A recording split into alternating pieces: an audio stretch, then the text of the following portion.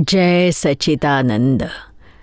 आपल्या अंतरंगात विराजमान परमात्म्याला अत्यंत भक्तिपूर्वक अभेद्य भावाने नमस्कार नमस्कार नमस्कार. आई वडील आणि मुलांच्या मधील व्यवहाराबाबत आपल्याशी बोलणं चालू आहे. खास करून आई वडिलांना मुलांप्रती किती मोह असतो. आपली माणसं मोहाला प्रेमात रूपांतरित करतात. स्वतःला इतका मोह असतो आपल्या मुलांबद्दल जो नॉर्मॅलिटीपेक्षाही जास्त असतो. आपण आधीच्या काळातले आई वडील आणि आजच्या काळातले आई वडील यांची जरा तुलना केली तर आपल्याला हे स्पष्टपणे लक्षात येईल की कशा पद्धतीनं हा मोह आजच्या काळात, ही मोहाची मात्रा किती वाढली आहे, खूप जास्त वाढली आहे. बघा, जुन्या काळात मुलं जन्माला यायची, कुठे कुठे वाढायची, कुठे खेळायची, कुठे शिकायची. इतकंच काय तर आईवडिलांना हेही माहीत नसायचं की कुठल्या इयत्तेत मुलं शिकतायत. खरं तर ही सुद्धा एक्सेस ॲबनॉर्मॅलिटी आहे. खूपच बिलो नॉर्मल झालं. इतकं पण नको होतं व्हायला. थोडंसं लक्ष आईवडिलांचं मुलांकडे असायलाच हवं. तरीही आपली मुलं शिकत होती आणि मोठी होत होती. नोकरी धंदा, कामधंदा, शेती, जी कुठली लाईन असेल त्या कामात प्रगती करायची. त्या काळात शाळा शिक्षण इतकं नव्हतं, शाळा कॉलेज वगैरे नव्हतं. तर मग सगळ्यांना शिक्षण कसं मिळणार? दुसऱ्या बाजूला या काळातलं बघा, आई वडील, खास करून आईला मुलाप्रती इतका मोह असतो. एक्सेसिव्ह मोह. जन्मल्यापासून बघा, दिवसभर आईचं लक्ष आपल्या मुलांकडेच असतं आणि तिचं सगळं चित्त दिवसभर, मूल झोपलेलं असलं ना तरी तिचं चित्त त्या मुलात असतं. काय करत असेल, जागा झाला असेल, उठेल, रडेल, खाली पडेल का, अरे पाळण्यात तर झोपवलाय, कसा उठेल, 1-2 वेळा आवाज केला तर काय फरक पडतो, गळा साफ होईल बाळाचा. पण ही तर इतकी इमोशनल होते का मूल थोडंसं रडलं ओरडलं तर एकदम तिच्या छातीत अगदी असं धस्स होतं, जणू किती मोठा तिला धक्का बसलाय. आणि मग भावना वशून गडबड करते, धावत जाते. अरे असं थोडंच असतं. जरा एखादा आवाज काढला, 2दा आला, तुम्ही आरामात जा, शांतपणे. आतून इतकं इमोशनल व्हायची काय गरज आहे? त्यामुळे बाळाला काही फरक पडणार नाही. आपलं ना जरा जास्तच मुलांप्रती प्रेम असतं. पण हे प्रेम नाही आहे, हा मोह आहे. मोह आणि प्रेमात खूपच फरक आहे. प्रेम ज्याला म्हणतात खरं प्रेम, मातृप्रेम, पितृप्रेम, हे प्रेम तर कुठे दिसतच नाही. खरं प्रेम तर तुम्हाला कुठे बघायलाच नाही मिळणार. हे जे तुम्हाला दिसतंय ती आसक्ती आहे, मोह आहे, माया ममता आहे. आसक्ती आणि खरं प्रेम यात खूपच फरक आहे. मोहाशी संबंधित ज्या गोष्टी आहेत त्या सगळ्या आसक्तीत येतात. मोह म्हणजे आसक्तीमध्ये पूर्णपणे बुडणं. मग त्यात चांगल्या वाईटाचा काही विचार नसतो. आपल्या मोहामुळे मुलाचं चांगलं होतंय, हीच साधलं जातंय का अहित होतंय, याविषयी कुठलीच समज उरत नाही आणि अगदीच आंधळेपण येतं. मोहांधपणा म्हणतात. असं आईचं होतं आपल्या मुलाप्रती. प्रेम हे प्रेमच असतं, शुद्ध प्रेम, जिथे कुठलीही अपेक्षा नसते, जे कधी वाढत नाही आणि कमीही होत नाही. प्रेम कायम एकसारखं असतं. आई वडिलांचं आपल्या मुलांप्रती कधी कधी वाढतो, कधी एकदम संपतं, राग येतो, द्वेष वाटायला लागतो. हे प्रेम आणि द्वेषासहित असलेलं प्रेम हे खरं प्रेम नाही आहे हे. अहो, आणि जिथे खरं प्रेम असतं, ज्याच्यावर सच्च प्रेम असतं, त्याचा एक सुद्धा दोष दिसत नसेल तर समजायचं की आपलं खरं प्रेम आहे. इकडे तर प्रत्येक गोष्टीत दोष दिसतात. अरे लहान मुलगा असला ना तरी आई माझं बाळ असं आहे ना, इतकं आरडाओरडा करतं, इतकं रडतं, झोपतच नाही, खाण्याच्या बाबतीत खूपच टाळाटाळ करतं खाण्यासाठी. मला फार सतावतं, लवकर पोटभर खातच नाही, त्याच्या मागे मागे धावावं लागतं. सगळं कितीतरी मुलगा लहान आहे, मोठा होतो तो अजिबात अभ्यास करत नाही, खेळत राहतो, TV बघतो सतत, दिवसभर TV बघत असतो आणि अभ्यास तर करत नाही. आमचं तर काही ऐकतच नाही, आईवडिलांना उलट उत्तरं देत असतो. नम्रता तर माहीतच नाही, किती किती चुका दिसतात आपल्या मुलाच्या. तर हे सगळं खऱ्या प्रेमात मोडत नाही. प्रेम तर ज्ञानींकडेच बघायला मिळेल, जिथे कुठली अपेक्षा नाही आहे आणि कधी कुठलं प्रेम वाढत नाही, कमी होत नाही. चांगलं केलं तरी तेवढं, वाईट करून आला तरी प्रेम तेवढंच असतं.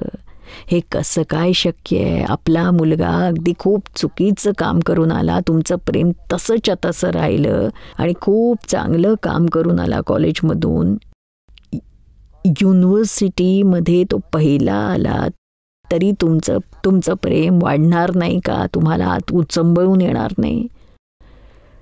ते सुद्धा खरं प्रेम नव्हे. आणि मला सांगा, तुमच्या मुलांकडून अपेक्षा नसते का? अहो, खूप अपेक्षा असतात. माझा मुलगा हुशार असावा, खूप शिकावा, फर्स्ट क्लास पास व्हावा, त्याने नाव उज्ज्वल करावं, सगळ्यांनी विचारावं कोणाचा मुलगा आहे, अमुकाचा मुलगा आहे, वा वा खूप हुशार. आईवडील कसे आहेत, किती आईवडील खुश आहेत बघा, असं ऐकण्यासाठी काय तुमचं मन उत्सुक नसतं का सांगा? हे सगळं मोहाकडे जातं आणि अपेक्षांकडे जातं. इतकंच काय, पण मुलाने मोठं व्हावं, आपल्याला सुख द्यावं, खूप कमवावं, खूप धनदौलत कमवावी आणि आम्हाला चांगलं ऐशो आरामात ठेवावं, वैभव द्यावं, असं आईवडिलांच्या मनात किती असतं. इतकंच काय, तर माझा मुलगा आणि माझा लेक, माझी सून म्हातारपणी त्यांनी माझी सेवा करावी, जेव्हा मी अंथरुणाला खिळून राहीन माझी पूर्ण सेवा करावी, अशा कित्येक अपेक्षा असतात. इतकंच काय, पण शेवटी म्हणजे अशी अपेक्षा हिंदू धर्मात ठेवतातच प्रत्येक आई वडील, की माझ्या मृत्यूनंतर अग्निसंस्कार माझ्या मुलाने करावे, अंतिम संस्कार माझ्या मुलाने करावे, पिंडदान माझ्या मुलाने करावं, ज्यामुळे मला मुक्ती मिळेल. पण बघा, ज्यांना मुलगा नसतो काय त्यांना मुक्ती नाही मिळत का? मग कोणी सांगितलंय असं? फक्त पिंडदान केल्यानेच मुक्ती मिळते का? या सगळ्या भ्रांतीच्या गोष्टी आहेत. आपल्या करणीनेच आपल्याला मुक्ती मिळते. तुम्ही चांगले वागलात, शुभकर्म केलं तर स्वर्गात जाल, अशुभ कराल तर नरकात जाल. आणि कर्मातूनच मुक्त झालात, अकर्ता झालात तर मोक्षाला जाल. भगवान महावीरांना कुठे मुलगा होता पिंडदान करण्यासाठी? त्यांच्यासाठी सगळं जगच होतं पिंडदान काय, सर्वस्व देण्यासाठी त्यांच्या निर्वाणानंतर. म्हणजे याचा तरी विचार करा की फक्त आपल्या मानण्याने काही होत नाही, हे आपल्या पुरुषार्थानं होत असतं. आपली गती, आपला मोक्ष आपल्या स्वतःच्या पुरुषार्थानं होतो. तो सुद्धा आंतरिक पुरुषार्थ, बाह्य पुरुषार्थ नाही. आपल्या मुलाने आपल्यासाठी काही केलं, आपलं भलं झालं, असं कसं होऊ शकतं? कर्माच्या सिद्धांतात असं नाही सांगितलंय. म्हणजे बघा, या अपेक्षा किती असतात आईवडिलांच्या. इतकंच काय, तर मला सून यावी, सुनेनं माझं सगळं ऐकावं, सुनेकडून सुद्धा किती अपेक्षा. खरं तर मनात खोलवर कुठेतरी हेच वाटत असतं की माझा मुलगा तुला दिलाय, किती मोठे उपकार केलेत तुझ्यावर, त्याच्या बदल्यात सुनेनं आयुष्यभर सेवा करावी आमची, आम्ही सांगू ते करावं, आमच्यासमोर चकार शब्दही काढता कामा नये आणि अहंकार शून्य बनून राहायला हवं. किती सगळ्या अपेक्षा आहेत बघा, प्रत्येक काम करायचं आहे. तर असं जेव्हा असतं तेव्हा प्रेम नसतं, ती आसक्ती असते, मोह असतो आणि जिथे तो असतो तिथे मग भोगणं आल्याशिवाय राहतच नाही. कारण मोहाचा सिद्धांत काय आहे, जिथे मोह असेल तिथे तुम्हाला मार नक्कीच खावा लागणार. जिकडे मोह नसेल, आपण निर्मोही असू, वितरागी असू, तिकडे तुम्हाला अजिबात भोगवता येणारच नाही आणि आनंदात राहू शकाल.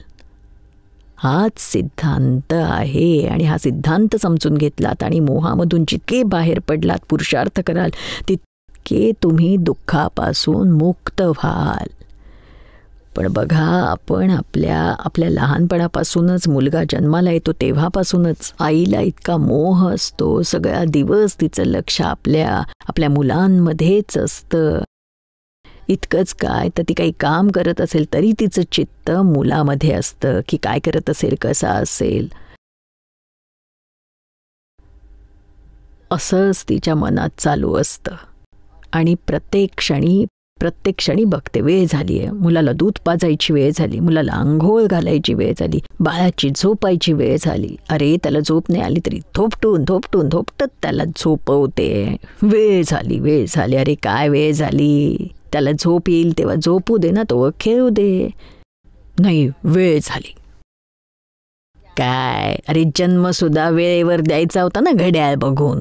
ते काय तुमच्या हातात होतं का? बाकी गोष्टी आपल्या हातात थोडीच आहे. थोडंसं इकडे तिकडे होणार. ते मूल आहे, त्याला भूक लागली नसेल तर तो तुम्ही म्हणाल तेव्हा नाही खाणार. जेव्हा भूक लागेल तेव्हा स्वतःच मागेल, रडेल, खायला द्या. पण ही एवढी शिकली सवरलेली आई, आधीच्या काही आया थोड्याच अशा शिकल्या सवरलेल्या होत्या. बिचाऱ्या अशिक्षितच होत्या. तिला तर लक्षातही राहायचं नाही की जेवणाची वेळ झाली आहे. मुलगा आपला रडत यायचा, आई मला भूक लागली, तर आई भरवायची, खायला द्यायची त्याला. आता तो किती लक्ष देतात, स्पेशल खाणं बनवतात आपल्या बाळासाठी, वेगळं शिजवतात, भात त्याच्यासाठी वेगळा करतात, डाळ त्याच्यासाठी वेगळी शिजवतात, त्यात तिखट नाही, मसाला नाही, इतर काहीच नाही. जुन्या काळी तर जे सगळ्यांसाठी व्हायचं ते आपल्या मुलांसाठी सुद्धा तेच. आणि तो आरामात खात असे, सरळ छान खायचा तो. मुलांनाही काही प्रॉब्लेम नव्हता. आता तर वा किती वेगवेगळी व्हरायटी बनते. तिथं मोठ्या माणसांसाठी, लहान मुलांसाठी त्याचं जे असेल ते डॉक्टरांना विचारून बनवते. मुलाला पिझ्झा आवडतो तही बनवते खिचडी. तो कसं काय खाणार आहे? आजकालच्या मुलांना आजच्या काळाच्या हिशोबानं खायला द्यावं लागणार. तर हे सगळं राऊंड क्लॉक आपल्या डोक्यात जे घुसलंय त्याप्रमाणे करायचं. हे सगळं आता खूपच वेगळं झालंय. इतकंच काय, तर किती मुलावर लक्ष ठेवते की त्याला इन्फेक्शन होऊ नये, त्याला हे होऊ नये, ते होऊ नये. अगं जर बाळ आजारी असेल तर ठीक आहे, नाही तर त्याची रेझिस्टंट पॉवर अगदीच नष्ट होईल. फारच सांभाळत राहिलो तर. थोडं नॅचरल नॉर्मलपणे जगू दे ना त्याला. बघा मग त्याची किती छान ग्रोथ होते. ते खूप अतिरेकीपणाने मुलांकडे आईने लक्ष दिलं, त्याचा त्या मुलांच्या मानसिकतेवर खूपच वाईट परिणाम होतो. मुलं असतात, त्यांची मानसिकता डिस्टर्ब होते. आपण आपलंच बघा ना, आपण आई असतो तर तुम्ही सूनही असताच ना. आपल्या सासूने जर 24 तास तुमच्याकडे असंच लक्ष दिलं असतं, सतत लक्ष ठेवलं असतं, काय करते सून, कसं करते, काय खाते, मुलाला काय खायला घालते, आता झोपली आहे का, इतक्या लवकर कशी झोपली आणि इतक्या उशिरा का उठली, इतका विचार जर तुमची सासू 24 तास करत बसली तर तुम्ही किती त्रासून, तुम्हाला अगदी कंटाळा येईल, तुम्हाला अगदी त्राहिमाम वाटेल. तुम्हाला थोडंच त्याचं मोकळं वातावरण वाटेल. तुम्हाला वाटेल की अरे रे, किती हे इतकं सगळं माझ्या डोक्यावर थोपवत आहेत. थोडं मलाही स्वातंत्र्य मिळू द्या, माझ्या इच्छेनुसार करू दे मला. पण प्रत्येक गोष्ट आपल्या सासूने सांगायची तशीच तुम्हाला करायची असेल तर तुमच्या मनाला किती त्रास होईल. तसंच तुमच्या मुलाला खूप जास्त तुम्ही लक्ष ठेवता, त्यामुळे असं वाटतंय. तुम्ही मुलांच्या मानसिकतेचा अभ्यास नाही करत, तुम्ही तुमचाच विचार करता की माझा मुलगा असा, माझा मुलगा तसा, मी याला असं ठेवीन तसं ठेवीन. हे सगळं खूप जास्त आहे. नॉर्मल राहा.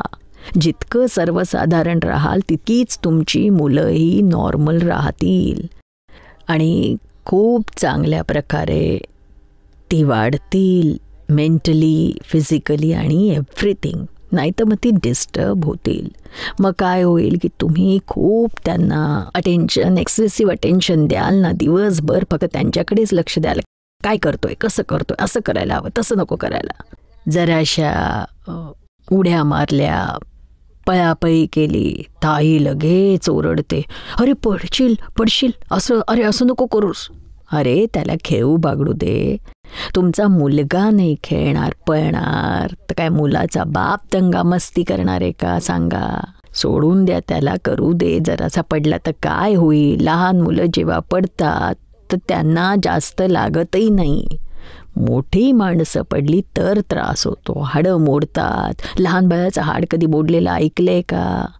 फ्रॅक्चर झालेली फिरतायत अशी लहान मुलं, असं बघितलंय. म्हाताऱ्यांनाच त्रास असतो. समजा एखादा ॲक्सिडेंट वगैरे झालं तर ठीक आहे, पण पडलेत, हाड मोडलंय, असं घडलंय, कधी लहान बाळाचं होतं का असं? नाही. त्यांची बॉडी खूप लवचिक बॉडी असते, मसल्ससुद्धा खूप फ्लेक्झिबल असतात, अगदी रबरासारखे असतात, रबरासारखे.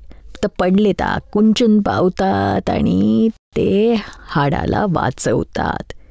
आणि आपण मोठ्यांनी जर काही व्यायाम वगैरे योगा केला नाही तर आपले मसल्ससुद्धा सगळे नॉन फ्लेक्झिबल होतात, स्टीफ होतात असे एकदम. त्यामुळे साधं जरी पडलात ना तरी हाड मोडतं लगेच. त्यामुळे तुम्हाला वाटतं की माझी जशी मोडतील तशीच माझ्या मुलांची मोडतील. नाही, लहान मुलांचं तारे तुटलं ना तरी ते जोडलं जायला वेळ लागत नाही. तर खूप जास्त आपल्या डोक्यावर त्याचं ओझं नका बाळगू. साधारण काळजी घ्या, पण अति करू नका. थोड्या सूचना द्यायच्या की असं करू नको. पण खूपच त्याला बोललात, सांगितलं ना, टोकत राहिलात ना तर आणखी जास्त करेल तो.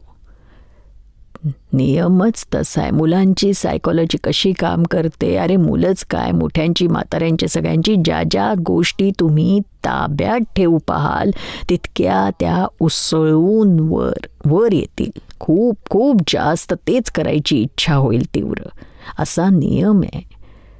पण जितके तुम्ही सहज राहाल ना, नॉर्मल सहज, तितका तोही सहज राहील. आई जितकी असहज असेल, वडील जितके असहज वागतील, मुलंही तितकीच असहजपणे वागतील, मुलंही विचित्र वागतील, इमोशनल होतात. आई बघा तुम्ही किती इमोशनल असते, दिवसभर भावनावश, तरी सहज अवस्था समजून घ्यायची आणि ती आपल्या आचरणात आणायची. अति लक्ष देणं बरं नाही. मुलांची घुसमट होते आणि मग त्या उलट त्यांची प्रतिक्रिया अशी येते की आम्ही लहान आहोत म्हणून आमच्या हातात काही सत्ता नाही, आणि म्हणून ते मनाने निश्चय करतात, ठरवून टाकतात की मी मोठा झाल्यावर मुक्त विहंगासारखा उडेन, माझी मनमानी करेन, असं करेन, आई वडिलांचं तर काही ऐकणारच नाही, आईला तर मी असंच पटवीन, बापाला म्हातारपणी चांगलंच ऐकवीन. अशा सगळ्या मनातल्या तो ग्रंथी बांधत राहतो. आपणच आपल्या मुलांच्यात आपल्या विरुद्ध उलट्या ग्रंथी बांधण्यासाठी निमित्त बनतो. मग म्हणून हे सगळं समजून घ्यायची गरज आहे. अशी जितकी तुम्ही मुलांची मानसिकता अभ्यास करत जाल तेवढे तुम्ही मुक्त राहाल, मुलांनाही मुक्त कराल आणि त्यांची खूप चांगली प्रगती होईल. काय इतकंच काय, अगदी बाई दिवस राहिल्यापासून चिंता करत राहते. आता कुठल्या शाळेत ॲडमिशन घ्यायची, मॉन्टेसरी कुठली चांगली आहे, चांगली मिळेल की नाही मिळणार, आपल्या गावात कुठली चांगली आहे, तेव्हापासूनच चिंता, ॲडमिशन मिळेल का नाही मिळणार, डोनेशन किती द्यावं लागेल. आजकाल तर प्रत्येक ठिकाणी डोनेशन. शाळेत, कॉलेजमध्ये, मॉन्टेसरीसाठी सुद्धा. हे मुलांसाठी अशी चिंता गर्भधारणेपासूनच असते, तर मुलांवर परिणाम होतो त्याचा. कुठल्याही प्रकारची चिंता, टेन्शन, इमोशनल तुम्ही झाला तर त्याचा परिणाम गर्भावस्थेत होतो मुलावर.